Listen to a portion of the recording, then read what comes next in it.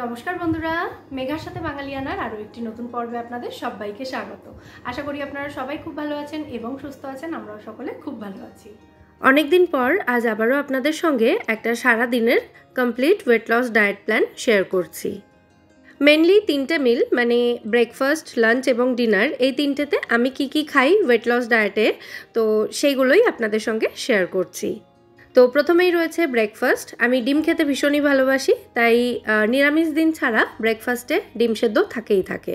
তো 2টো ডিম সেদ্ধ রয়েছে এখানে, একটা ব্রাউন ব্রেড রয়েছে। ব্রেডটা প্রত্যেক দিন যে খাই সেরকম না, মাঝে মধ্যে ওটসের চিলা বা বেসনের চিলা এগুলো থাকে, মানে পাল্টে পাল্টে খাই আর কি। আর তার সাথে প্রত্যেক দিন যে কোনো একটা ফল তো থাকেই। আজকে যেমন আপেল রয়েছে, শশা থাকলে শশা বা পেয়ারা থাকলে সেটা ওই মিড স্ন্যাক্সের টাইমে খাই, মানে লাঞ্চ এবং ব্রেকফাস্টের মাঝের যে টাইমটা, উল্টো বললাম, ব্রেকফাস্ট এবং লাঞ্চের মাঝের যে টাইমটা, ওই মোটামুটি 10:30 11টা নাগাদ ও একটা পেয়ারা খেলাম হয়তো, বা একটা কলা, এরকম কিছু একটা ফল খেয়ে নিই। তো আজকে আমি এটা ব্রেকফাস্টের সাথেই খেয়ে নেব। সাধারণত ওই মিড স্ন্যাক্সে আমি তেমন কিছু খাই না, আমার এতেই হয়ে যায় এবং এই যে পেট ভরা থাকে একদম লাঞ্চ পর্যন্ত চলতে থাকে। মাঝে যেটা খাই সেটা হচ্ছে প্রচুর পরিমাণে জল খাই। আচ্ছা, জল থেকে মনে পড়লো, ঘুম থেকে ওঠার পর খালি পেটে কিন্তু আমি 2 গ্লাস জল খাই, একসাথে নয়, একটু মাঝে টাইম দিয়ে মানে গ্যাপ দিয়ে 2 গ্লাস জল খাই। এখন যেহেতু প্রচণ্ড গরম তাই গরম জলটা খাচ্ছি না, এমনি নর্মাল জলই খাই। আর যাদের চা খাওয়ার অভ্যেস আছে তারা ওই 10:30 11টা নাগাদ 1 কাপ চা খেতে পারেন, তবে অবশ্যই চিনি ছাড়া। আচ্ছা, এবার লাঞ্চ প্রিপেয়ার করার দিকে চলে যাচ্ছি। কড়াইতে জাস্ট হাফ টিস্পুনেরও কম পরিমাণে আমি ঘি দিয়েছি, আর তারপর এর মধ্যে দিয়ে দিচ্ছি একটা বড় সাইজের ঝিঙে, ছোট ছোট টুকরো করে কেটে এর মধ্যে দিয়েছি। ঝিঙেটাকে হালকা করে একটু নাড়াচাড়া করে নিয়ে তারপর এর মধ্যে নুন, হলুদ এবং একটু লঙ্কা গুঁড়ো দিয়ে ঝিঙেটা নরম হওয়া পর্যন্ত কড়াইটাকে ঢাকা দিয়ে রান্না করব। আজকে আমি বানাচ্ছি ঝিঙের ডাল, তবে আপনারা কিন্তু ঝিঙের পরিবর্তে যে কোনো অন্য সবজি দিয়েও ডাল রান্না করতে পারেন, বা বাড়িতে যে সবজি রান্না হবে সেই সবজি 1 বাটি পরিমাণে খেতে পারেন। প্রত্যেকটা মিলে কিন্তু পর্যাপ্ত পরিমাণে প্রোটিন রাখতে হবে, মানে ডাল, মাছ, মাংস, ডিম এগুলো কিন্তু প্রত্যেকটা মিলেই থাকা চাই। 3টে মিলে না হলেও অন্তত পক্ষে 2টো মিলে পর্যাপ্ত পরিমাণে প্রোটিন থাকাটা কিন্তু অত্যন্ত জরুরি। আচ্ছা, এখানে ঝিঙেটা একটু ভেজে নেওয়ার পর এর মধ্যে আমি নুন, হলুদ গুঁড়ো এবং লঙ্কা গুঁড়ো দিয়েছি। নুনটা একদম কম পরিমাণে দিয়েছি, কারণ ডালটা আমার কিন্তু আগে থেকে রান্না করা রয়েছে। সেই 1 বাটি ডালই আমি ঝিঙেটা সেদ্ধ করার পর এর মধ্যে দিয়ে আরও কিছুক্ষণ রান্না করে নেব, তাহলে এটা ঝিঙের ডাল হয়ে যাবে আর কি। সকালেই আমি ডালটা রান্না করে রেখেছিলাম, কারণ আমার রান্নাবান্না তো সকালে হয়ে যায়, সেটা আপনাদেরকে বলেছি। হাজব্যান্ড অফিস বেরোনোর আগে যেহেতু খেয়ে যান, সেই কারণে রান্নাটা আমার সকালের দিকেই হয়ে থাকে। তবে আমার জন্য স্পেশালি আমি যে পদগুলো তৈরি করি সেগুলো খাওয়ার আগে এরকম তৈরি করে নিই। মানে বাড়িতে বাকি দুজনের জন্য আজকে মসুর ডাল রান্না হয়েছে অল্প একটু রসুন ফোড়ন দিয়ে, তো আমার জন্য সেই ডালটাই আমি একটু সবজির সাথে মিশিয়ে নেব, তাহলে এটা সবজি ডাল হয়ে যাবে।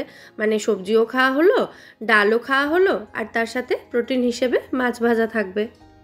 আরও কয়েকটা পদ আছে আজকের লাঞ্চে, তবে সেগুলো সবই রেসিপি আপনাদের মোটামুটি জানা, সেই কারণে যেটুকু আমার মনে হলো শেয়ার করা দরকার সেটাই আপনাদের সঙ্গে শেয়ার করছি।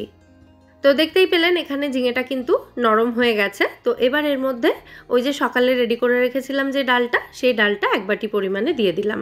ডালটা সেদ্ধ করার সময় নুন, হলুদ এবং কাঁচা লঙ্কা দিয়ে সেদ্ধ করেছি, এটা মসুর ডাল রয়েছে। আর তারপর সেদ্ধ ডালটাকে সামান্য একটু তেলে একটু রসুন ফোড়ন দিয়ে সম্বার দিয়ে নিয়েছি ডালটাকে।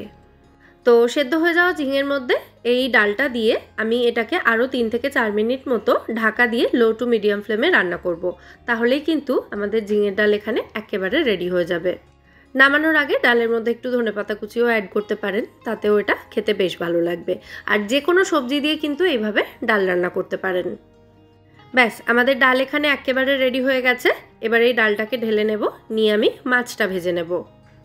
মাছ ভাজার জন্য যতটা তেল প্রয়োজন ততটা তেল দেওয়া যেতে পারে, কারণ এই তেলটা আমরা খাবো না, মাছ ভাজার পর তেলটা কিন্তু কড়াইতেই রয়ে যাবে। এখান থেকে শুধু মাছটা তুলে নিয়ে খাবো। আপনাদের বাড়িতে যদি মাছের ঝাল বা ঝোল এরকম কিছু রান্না হয়ে থাকে, আপনারা সেখান থেকে শুধুমাত্র মাছের পিসটা তুলে নিয়ে নেবেন। মানে যত তেল মশলা কিন্তু ওই গ্রেভির মধ্যেই থাকে, তাই গ্রেভিটা অ্যাভয়েড করলেই হবে। আচ্ছা, আমার মাছ ভাজাও এখানে রেডি হয়ে গেছে। এবার লাঞ্চের প্লেটটা আমি রেডি করে নেব। তো প্রথমেই রয়েছে 1 বাটি পরিমাণে ভাত। আমি একটা মাঝারি সাইজের বাটিতে ভাতটা ভরে নিয়েছিলাম, সেই ভাতটাই আমি এখানে থালার মধ্যে নিয়ে নিয়েছি। আর এর সাথে রয়েছে 1 বাটি পরিমাণে ডাল, মানে যতটা ভাত রয়েছে ততটাই কিন্তু ডাল রয়েছে। আর বাড়ির সকলের খাওয়ার জন্য বানিয়েছিলাম উচ্ছে আলু সেদ্ধ, তার সাথে একটু লাল শাক ভাজা রয়েছে, তো সেগুলো অল্প অল্প পরিমাণে নিয়ে নিচ্ছি।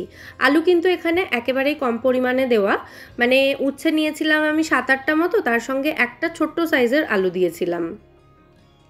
শাকটাকেও আমি যতটা সম্ভব কম তেলে ভাজার চেষ্টা করেছি, তো সেই শাক ভাজাটাও 2 চামচ মতো নিয়েছি। আর রয়েছে 1 পিস মাছ ভাজা। আর লাঞ্চের প্লেটে অন্য কিছু থাক না থাক, যে দুটো জিনিস ভীষণ ইম্পর্টেন্ট আমার জন্য, সেটা হলো টক দই এবং শশা। তবে আজকে বাড়িতে শশা ছিল না, সেই কারণে শশাটা নেই প্লেটে। টক দইটা নিয়ে নিচ্ছি 1/2 বাটি পরিমাণে। টক দইটা আমি এখন ফ্রিজ থেকে বের করে এই যে বাটিতে রাখলাম, সমস্ত খাবার খেতে খেতে টক দইটা রুম টেম্পারেচারে চলে আসবে, তারপর খাবো। ঠান্ডা ঠান্ডা দই কিন্তু খাবেন না ডায়েটে। তো এই ছিল আমার আজকের লাঞ্চের প্লেট, মানে সবই খাচ্ছি কিন্তু ভাতটা একটু কম পরিমাণে। যদিও ভাত কিন্তু আমি আরও একটু কম পরিমাণেই খাই, তবে আজকে বাটি মেপে দেখাতে গিয়ে ভাতের পরিমাণটা একটু বেশি হয়ে গিয়েছিল। আচ্ছা, লাঞ্চের পর এবার চলে যাচ্ছি একদম ডিরেক্টলি ডিনারের দিকে। ডিনারটা রেডি করে নেব আগে, তো ডিনারের রেসিপিটা আজকে আপনাদের সঙ্গে শেয়ার করছি। প্রথমেই আমি মিক্সিতে 1 কাপ ওটস গুঁড়ো করে নিয়েছিলাম, তো সেই ওটসের গুঁড়োটা দিয়েছি আর তার সাথে দিয়েছি স্প্রাউটেড রাগি আটা। রাগি আটা না থাকলে শুধু ওটস দিয়েই কিন্তু এটা তৈরি করতে পারবেন। তো ওটস এবং রাগিটাকে প্রথমে জল দিয়ে আমি গুলে নিচ্ছি। এটা কিন্তু ভীষণ হেলদি আর তার সাথে সাথে ভীষণ টেস্টিও হয়। এটা দিয়ে আমরা একটা চিলা রেডি করব। তো এই ওটস এবং রাগি আটাটাকে জল দিয়ে গুলে রেখে দিয়ে তারপর আমি কিছু সবজি কেটে কুটে নিয়েছি, মানে কিছু সবজি গ্রেট করে নিয়েছি, কিছু কেটে নিয়েছি, তো সেগুলো এর মধ্যে দিয়ে দেব। মানে এই আটাটাকে ভিজতে দিতে হবে মোটামুটি 10 মিনিট মতো, তারপর এর মধ্যে সবজিগুলো অ্যাড করতে হবে। তো সবজির মধ্যে কী কী নিয়েছি সেটা আমি দেখিয়ে দেবো একটু পরেই। তার আগে যতটা পরিমাণ জল লাগবে ততটা পরিমাণ জল দিয়ে এটাকে গুলে একটা থকথকে ব্যাটার রেডি করে রেখে দিচ্ছি। এর মধ্যে চাইলে আপনারা ডিমও অ্যাড করতে পারেন, তবে সকালে যেহেতু ডিমটা খাওয়া হয়েছে তাই এখন আর এতে আমি ডিম অ্যাড করছি না। তো ওটস এবং রাগি আটাটাকে কিছুক্ষণ ভিজিয়ে রাখার পর এর মধ্যে দিয়েছি গ্রেট করে রাখা গাজর, তার সাথে কুচনো পেঁয়াজ, ক্যাপসিকাম, কাঁচা লঙ্কা এবং ধনেপাতা কুচিও দিয়েছি। স্বাদ অনুযায়ী নুন দিয়ে দিচ্ছি। তারপর এর মধ্যে আরও একটু জল দিয়ে একটা ব্যাটার রেডি করে নিচ্ছি। এই ব্যাটারটা দিয়ে আমরা চিলা তৈরি করব। আর এটা কিন্তু আমার একার ডিনার রেডি হচ্ছে না, আমাদের পুরো ফ্যামিলির জন্য, মানে টোটাল 3 জনের জন্য এখানে আমি ডিনারটা রেডি করছি। তবে 3 জনের জন্য এই ব্যাটারটা কিন্তু একটু বেশিই হয়েছিল। তো ব্যাটারটা রেডি হয়ে যাওয়ার পর এদিকে একটা তাওয়া গ্যাসে বসিয়ে ভালো করে গরম করে তার মধ্যে ব্রাশের সাহায্যে সামান্য একটু ঘি মাখিয়ে দিচ্ছি। এবার যে ব্যাটারটা রেডি করেছিলাম সেটা হাতাতে করে নিয়ে এখানে চিলার মতো গোল গোল করে দিয়ে দেব। খুব বেশি পাতলা করব না এটাকে, প্যানকেক যেরকম হয় সেরকম মোটাই রাখবো এটাকে। আপনারা চাইলে ব্যাটার একেবারে পাতলা করে ডোসার মতো করেও কিন্তু এগুলোকে তৈরি করতে পারেন, সেটাও খেতে খুব ভালো লাগবে। আর সব থেকে ভালো যে ব্যাপারটা সেটা হলো এগুলো ভাজার জন্য কিন্তু তেল না দিলেও চলে। একটা ননস্টিক প্যান ব্যবহার করবেন, তাহলে তেল ছাড়াই দেখবেন এগুলো কিন্তু, মানে এই চিলাগুলো খুব সহজেই উঠে আসবে। একেবারে তেল ছাড়াই বলা যেতে পারে এটাকে, তবে এটা খেতে কিন্তু দারুণ টেস্টি হয়। তো একটা হেলদি অ্যান্ড টেস্টি রেসিপিও আপনাদের সঙ্গে শেয়ার করা হয়ে গেল। এর পরিবর্তে আপনারা স্প্রাউট স্যালাড, মুং স্যালাড অথবা চিকেন স্যালাডও খেতে পারেন ডিনারের জন্য। মানে ওয়েট লস ডায়েট প্ল্যান যারা ফলো করছেন তারা কিন্তু ডিনারে এগুলোও রাখতে পারেন। তবে খেয়াল রাখবেন খাওয়া দাওয়া যেন একদম টাইম মতো হয়। মানে ব্রেকফাস্টটা যদি সকাল 9টায় হয় তাহলে চেষ্টা করবেন দুপুরবেলা 12:30 থেকে 1টার মধ্যে লাঞ্চ করে নেওয়ার, এবং ডিনারটা চেষ্টা করবেন 6:30 থেকে 7টার মধ্যে করে নেওয়ার। আর যাদের বিকেলবেলা একটু চুটুর পুটুর খাওয়ার ইচ্ছে করে তারা কিন্তু মুড়ির সাথে একটু রোস্টেড ছোলা বা বাদাম এগুলো মিশিয়ে খেতে পারেন অল্প করে। সেক্ষেত্রে যদি ডিনারের টাইমটা একটু পিছিয়ে দিতে হয় তাহলে খুব বেশি কিন্তু দেরি করবেন না, 8টার মধ্যে খেয়ে নেবেন। তো এই চিলাগুলো আমি সার্ভ করছি আমার শুকনো বাদাম এবং রসুনের আচারের সাথে, আর তার সাথে একটু কাঁচা লঙ্কার আচারও নিয়েছি। এই দিয়েই দেখবেন একদম দুর্দান্ত লাগে এটা খেতে। অথবা যে কোনো ধরনের পছন্দ মতো সস দিয়েও এটা খেতে পারেন, তবে সসের পরিমাণ একেবারে কম রাখতে হবে কিন্তু। আর আমার যে এই বাদামের শুকনো আচারটা রয়েছে না, এটা এতটা টেস্টি, এতটা চটপটা হয় খেতে যে এই রকম তেল মশলা ছাড়া খাবারে কিন্তু একেবারে প্রাণ এনে দেয়। কমেন্ট সেকশনে আমি রেসিপি লিঙ্কটা দিয়ে দেব, আপনারা দেখে নিতে পারেন।